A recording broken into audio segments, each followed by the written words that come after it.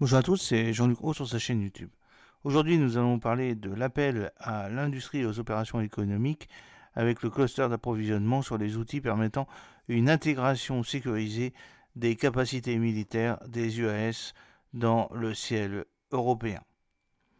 Alors, dans le contexte du groupe de projets liés aux UAS drones qui vise à fournir les UAS Enabler for Safe Aerospace Integration in European Sky, recherché, l'Agence européenne de défense, l'AED, a l'intention de lancer un appel d'offres comprenant 4 lots pour soutenir les progrès de la sécurité, l'intégration des UAS drones dans l'espace aérien, depuis les opérations de basse altitude jusqu'aux opérations de haute altitude, les HAO. Alors le haut numéro 1, c'est l'intégration expérimentale du ciel unique européen, UAS, avec un budget maximal estimé à 1,5 million d'euros. Dans le but d'améliorer les capacités des petits systèmes d'avions sans pilote UAS drones, tactiques et de petite taille fabriqués en Europe pour une navigation de précision, le nouveau projet se concentre sur deux objectifs clés. Premièrement, il vise à améliorer leur résilience opérationnelle dans des environnements difficiles pour une intégration sûre à l'espace aérien, en particulier des environnements avec accès GNSS limité ou refusé et des menaces potentielles de brouillage électronique.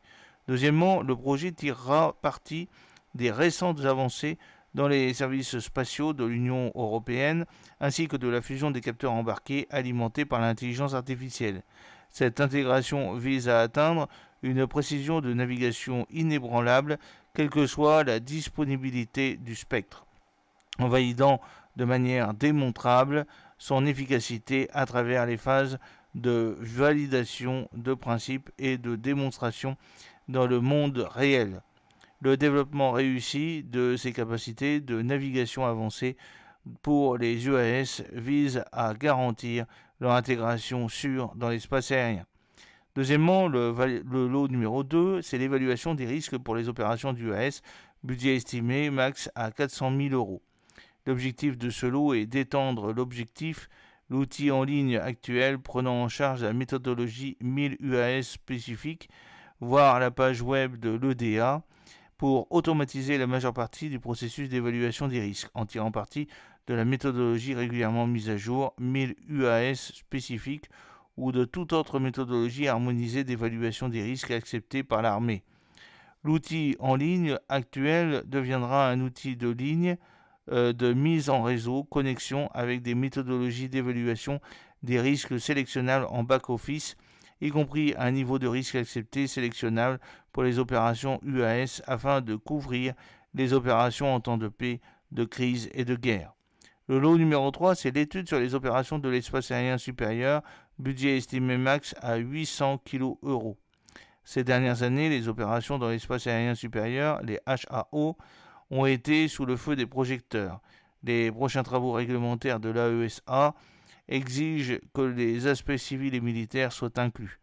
L'objectif est de clarifier les aspects civils et militaires spécifiques dans le domaine du HAO afin de A. Analyser les risques de sécurité posés par le HAO, B. Relever les défis potentiels afin d'éviter tout impact négatif sur les capacités de sécurité et de défense nationale avec une approche européenne, C. Garantir l'accès des militaires à l'espace aérien supérieur, profiter de toutes les opportunités, notamment celles offertes par la collaboration civilo-militaire et tirer le meilleur parti des synergies identifiées.